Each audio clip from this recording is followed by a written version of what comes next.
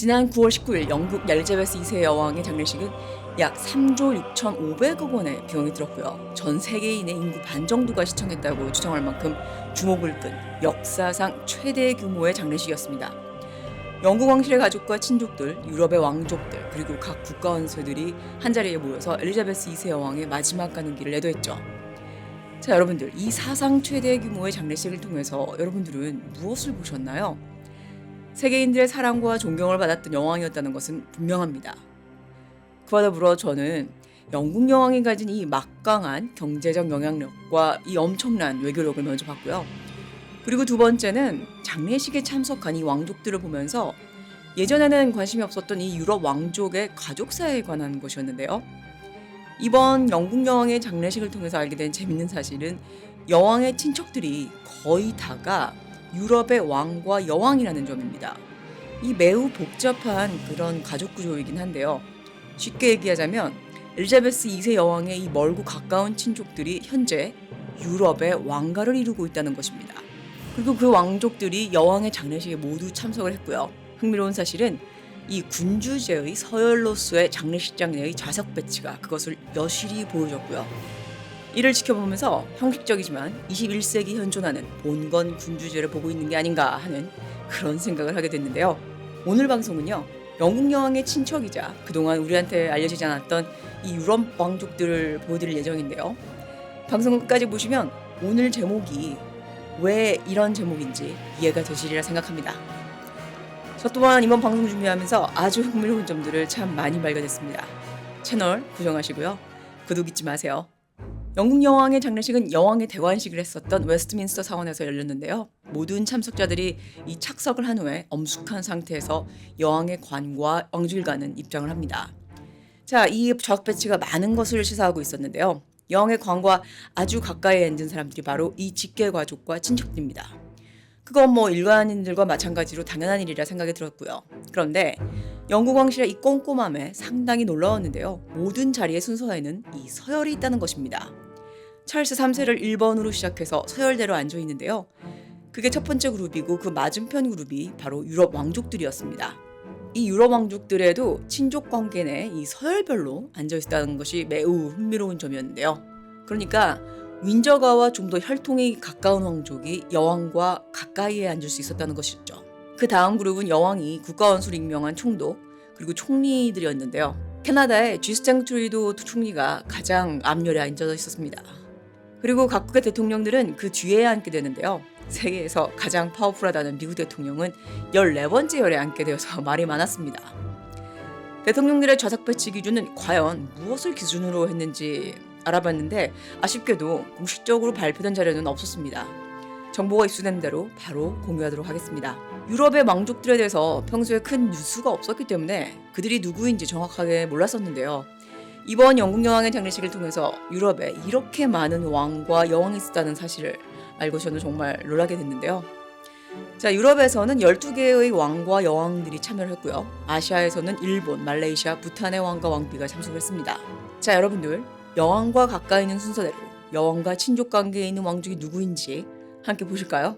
이 순서는 영국과의 외교 관계와도 매우 긴밀한 관계가 있지 않을까 하는 그런 생각도 들었습니다. 첫 번째는 덴마크인데요. 프레데리크 왕자와 마르그레테 2세 여왕은 이 현존하는 통치 군주이고 영국 여왕의 8촌이고요. 이 마르그레테 2세 여왕은 번역과 일러스트 그리고 그래픽의 전문가로 알려졌고요. 영화 반지의 제왕 그 덴마크 편을 번역을 담당하기도 했다고 하는군요. 참 낭만적인 여왕이 아닌가 싶습니다. 두 번째는 스웨덴인데요. 칼 구스타프 왕과 실비아 왕비이죠. 이 실비아 왕비는 브라질 출신으로 전직 항공사 승무원이었다고 합니다. 세 번째는 네덜란드인데요. 비아트릭스 여왕과 빌럼 알렉산드르 왕 그리고 막시마 왕비입니다. 막시마 왕비는 아르헨티나 출신의 왕비죠. 자, 네 번째는 스페인인데요. 스페인의 후안 카를로스 1세 국왕과 소피아 왕대비 그리고 펠리페 6세 국왕입니다. 그리고 레티시아 왕비죠. 후안 카를로스 국왕은 여러 가지 스캔들로 한때 스페인에서 쫓겨나서요. 해외에서 망명 생활을 하다가 얼마 전에 고국으로 들어갔습니다. 레티시아 왕비는 전직 아나운서 출신의 왕비로 얼마 전에 제 방송에서도 소개가 됐었죠. 다섯 번째는 노르웨이입니다. 노르웨이의 소냐 왕비와 하랄 5세 국왕인데요. 자, 세 번의 올림픽에 요트 선수로 참가한 경력이 있고요. 경호원 없이 홀로 다니는 것이 취미인 그런 국왕이라고 합니다. 영국 여왕과는 육촌 관계죠. 여섯 번째는 벨기에입니다. 벨기에의 필리프 국왕과 마틸드 왕비입니다. 일곱 번째는 룩셈부르크. 룩셈부르크의 앙리 대공과 마리아 테레스 대공비인데요. 마리아 대공비는 쿠바 출신이라고 하죠. 자, 여덟 번째는 모나코입니다. 모나코의 알베르 2세 국왕과 샤를린 공비인데요. 예전 제 방송에서 언급을 했었는데 이 둘 사이의 관계가 아주 좋지 않다, 이런 무성한 소문이 많았는데, 자, 확인된 바는 아직까지 없었고요. 이번 장례식에 함께 참석을 해서 이목이 집중되기도 했습니다. 아홉 번째는 불가리아. 불가리아의 차르 시메온 2세인데요. 이 차르라는 칭호를 사용하는 마지막 군주로 알려져 있죠. 열 번째 그리스인데요. 그리스는 현재 지금 대통령제죠. 하지만 이 바블로스 왕세자가 참석을 했고요. 그 옆에는 바로 마리첸탈 공주입니다. 11번째는 루마니아고요. 루마니아의 라두 왕자와 마가레타가 참석을 했습니다. 자, 마지막으로 리텐슈타인이라는 나라가 있습니다. 저는 이 나라를 처음 이번에 알게 됐는데요. 이 리텐슈타인의 알로이스 왕자와 소피에 공주가 참석을 했는데요. 굉장히 생소한 나라이죠. 오스트리아와 스위스 사이에 있는 인구 3만 8천 명밖에 되지 않는 아주 작은 나라인데요. 그런데 유럽의 왕가 중에서 가장 부유한 왕가로 알려져 있고요. 이 왕가가 나라를 통째로 운영하고 있다고 해도 과언이 아니라고 합니다. 그리고 조세 회피처로도 상당히 유명하다고 알려져 있는데요. 참 그 점이 흥미로운 사실이었습니다.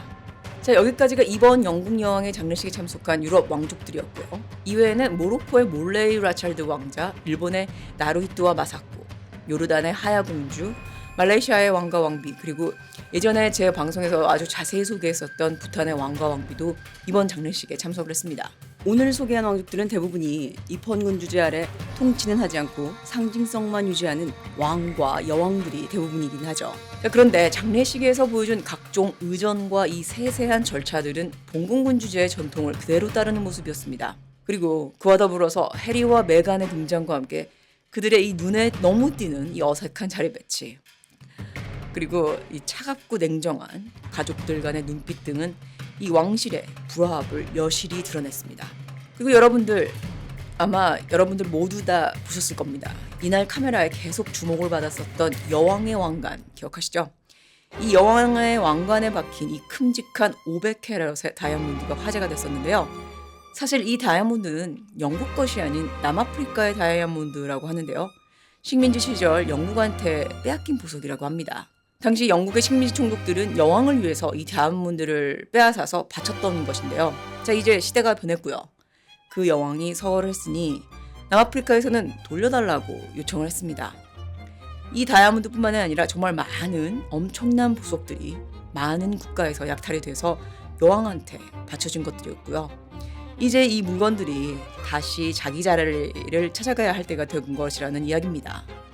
자, 여러분들, 이 부분에서 우리 또한 식민지 시절에 빼앗긴 이 우리나라의 국보와 보물들은 다시 우리한테 돌아와야 한다고 저는 믿기 때문에 이 다이아몬드들은 본국으로 다시 돌아가야 된다고 생각을 하는데, 여러분들의 의견은 어떠신가요? 자, 마지막으로 이 모든 장례식 절차와 규율들이 전통 유지라는 측면에서 이해는 되는데 3조 6,500억 원이라는 이 어마어마한 비용이 들었습니다. 그런데 여러분들도 아시다시피 코로나와 우크라이나 전쟁으로 아주 심각한 경제적 위기가 닥친 요즘인데 이만한 비용을 들여야 했었던 명분은 과연 무엇을 위한, 누구를 위한 것이었을까요?